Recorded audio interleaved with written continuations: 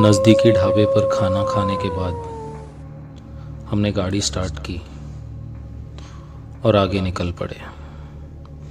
वैसे इस मार्ग से गांव जाने की कभी ज़रूरत पड़ी तो नहीं थी, लेकिन हमें हमेशा के रूट से जाने पर लगभग 100 किलोमीटर का अधिक अंतर काटना पड़ता था। नए राह का डर और साथ में 2 साल बाद गांव जाने की खुशी, ये सब साथ लेकर हम आगे बढ़ रहे थे। प्रणव, मैं और कमलेश, हम तीनों मिलकर मेरे गांव जा रहे थे। हर साल फरवरी महीने में होने वाले उत्सव के लिए हम अगले दिन सुबह गांव पहुंचने वाले थे। रास्ता अनजान था, लेकिन जीपीएस ऑन होने के कारण हमें कोई दिक्कत महसूस नहीं हो रही थी। कुछ किलोमीटर आगे जाने के बाद सारी स्ट्रीट लाइट्स ख़त्म हो गई और रास्ता बिल्कुल सुनसान लगने लगा। हमने लगभग रात के 11 बजे घर छोड़ने के कारण शहर से निकलने में हमें 1 बज चुका था। तीनों दोस्त साथ होने के कारण हमें हंसते गाते हुए आगे बढ़ने जाना था।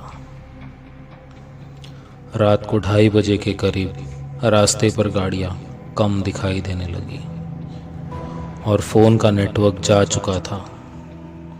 अब जीपीएस ने भी काम करना बंद कर दिया था। ए भाई, तेरे को रास्ता तो मालूम है ना? कमलेश ने स्टीयरिंग कंट्रोल कर रहे प्रणव से पूछा। हाँ, मालूम तो है, फिर भी आगे किसी से पूछ लेंगे, प्रणव ने जवाब दिया। रास्ता बिल्कुल सुनसान था, लेकिन कुछ दूर जाने के बाद हमें एक छोटी सी चाय की टपरी दिखाई दी, जहाँ पर लाइट ऑन थी। हमने गाड़ी रुका ली। सड़क पर और कोई गाड़ी ना होने के कारण हम अकेले ही थे। टपरी पर खड़े उस आदमी से हमने पूछा, अंकल, रतनगढ़ जाने के लिए? हम इतना कहते ही उन्होंने अपनी उंगली की दाहिनी तरफ से इशारा करते हुए कहा, इस ओर से जाओ, ये शॉर्टकट है। पहले ही देर होने के कारण हमने बिना कुछ सोचे समझे गाड़ी उस तरफ मोड़ ली और बढ़ने लगे। रास्ता पहले से कुछ कच्चा था और थोड़ी दूर जाते ही आसपास का वातावरण भयानक होने लगा था। अब हमें थोड़ा डर लगने लगा। भाई लोग, क्या करना है? आगे जाएंगे या फिर ले लो यूटर्न? प्रणव ने हमसे पूछा। अरे भाई छोड़ना, अभी आगे जाते ही कुछ देर में शायद हाईवे लग जाएगा, कमलेश ने इतना कहा और हम अपना सारा ध्यान आगे रास्ते पर लगाकर बढ़ने लगे। रास्ता अब कुछ ज़्यादा ही अजीब होने लगा था। ऐसा लग रहा था मानो कई सालों से इस रास्ते पर कोई गुजरा ही ना हो। अचानक से ही कोई गाड़ी के सामने आ गया और प्रणव का कंट्रोल जाने लगा। कार ने रास्ता छोड़ दिया था और हम अचानक ही बगल की झाड़ियों में घुस गए।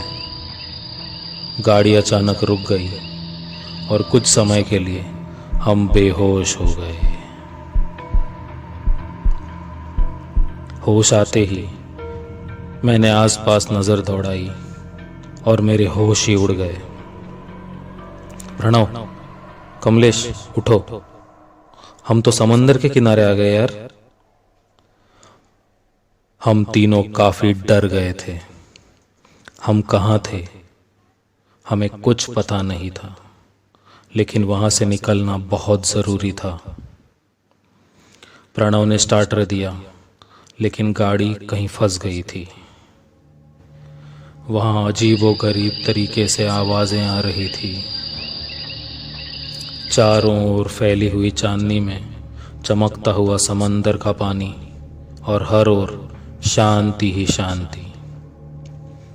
मैं और कमलेश नीचे उतरकर गाड़ी को धक्का देने लगे, पर कोई फायदा नहीं हो रहा था। मैंने खड़े होकर देखा तो गाड़ी को सिर्फ मैं अकेला ही धक्का लगा रहा था। मैंने आवाज लगाई, कमलेश, कमलेश। कमलेश गाड़ी से कुछ ही दूर खड़े होकर समंदर के पानी की तरफ एक नज़र देखे ही जा रहा था। मैंने दोबारा आवाज लगाई, लेकिन वो बस पानी की तरफ देखे जा रहा था। मैंने जाकर उसे हाथ लगाया तो उसे एक झटका सा लगा। मैंने उससे पूछा, क्या हुआ? तो उसने अपनी उंगली से पानी की तरफ इशारा किया।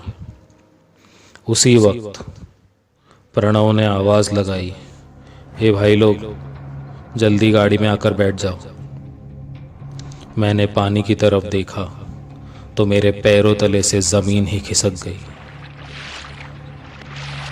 समंदर के पानी से एक आदमी हमारी तरफ दौड़ता हुआ आ रहा था, और वो सिर्फ धड़ था, उसका सिर गायब था।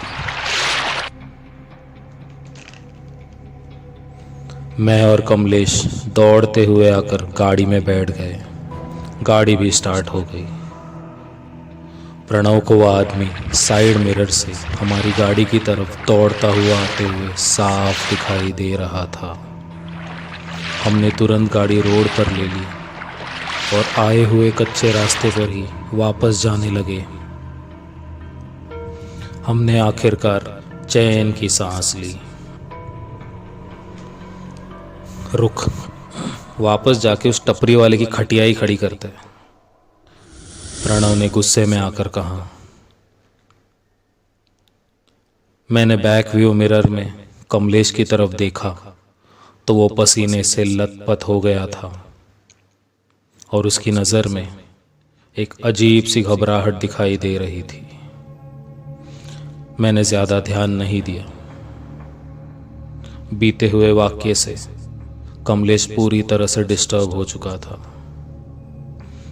उस वक्त वहां से निकलना ही हमारा मकसद था। मैंने कुछ देर बाद दोबारा कमलेश की तरफ देखा तो उसकी नज़र ही बदल चुकी थी। थोड़ी देर बाद हम उसी मोड़ पर आ गए जहां से हमने दिशा बदली थी, लेकिन वहां पहुंचते ही हमने देखा वहां ना तो वो अंकल थे और ना ही उनकी वो टपरी। मैं और प्रणव दंग रहकर एक दूसरे की तरफ देखते ही रह गए, लेकिन कमलेश अभी भी चुप ही था। अचानक कमलेश ने गाड़ी की खिड़की खोली और उल्टी करने लगा। मैंने उसे पानी पिलाया और शांत किया। वो पूरी तरह लाल पड़ चुका था। उसने कहा, चलो जल्दी इधर से, बताता हूँ कुछ। उसके बाद जो कमलेश ने कहा उससे हम कांप उठे। उसने कहा, भाई, अभी कुछ देर पहले तक गाड़ी में हम 3 नहीं 4 लोग थे। ये सुनते ही प्रणव ने गाड़ी शुरू कर दी। तभी पीछे पड़े हुए हमसे छूटे हुए सुनसान रास्ते से एक जोरदार चीख सुनाई दी और आवाज आई, बच गए आज।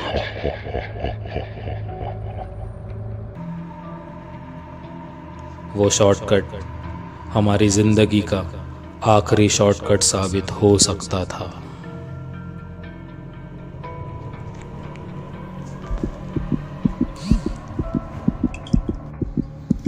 दोस्तों, यदि आपको मेरी ये कहानी पसंद आई हो तो हमारे चैनल को लाइक कीजिए और सब्सक्राइब कीजिए। मैं फिर लौटूंगा जल्द ही एक नई कहानी के साथ। धन्यवाद।